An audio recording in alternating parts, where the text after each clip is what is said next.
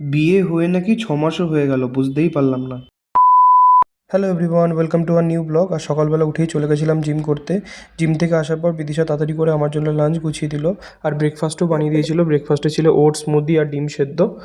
আর আমার না পারফিউম মাখতে খুব ভালো লাগে। রিসেন্টলি আমার একটা ফেভারিট পারফিউম হয়েছে, সেটা হচ্ছে টাইটান ভার্জ।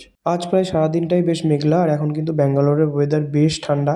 আর এইবার অফিস থেকে বাড়ি ফেরার পালা। আর বাড়ি ফেরার পথে ভাবলাম বিদিশার জন্য একটু ভুট্টা নিয়ে যাই। আর ওর ফেভারিট ডেয়ারি মিল্ক অরিও নিয়ে গেছিলাম। আর এসে দেখলাম বিদিশা রেডি হচ্ছে। আজ আমাদের বিয়ের 6 মাস পূর্ণ হলো, তাই জন্য ও get ready with me shoot করছিল। আর আজ আমাদের প্ল্যান হচ্ছে ক্যান্ডেল লাইট ডিনার। তার সাথে ছিল চিজ কেক। চিজ কেকটা খেতে কিন্তু দারুণ ছিল। আমরা এটা ম্যাঙ্গোলিয়া বেকারি থেকে এনেছিলাম।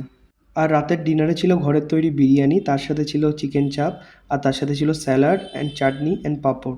চিকেন চাপটা কিন্তু বিদিশা বানিয়েছিল, আর খেতে কিন্তু দারুণ দারুণ দারুণ হয়েছিল। আর এত সুন্দর করে টেবিলটা কিন্তু বিদিশাই সাজিয়েছে, আমি কিন্তু একটু হেল্প করিনি। আমি এই প্রথম ক্যান্ডেল লাইট ডিনার ট্রাই করলাম, এর আগে কিন্তু ট্রাই করিনি, আর এক্সপিরিয়েন্সটা কিন্তু দারুণ ছিল।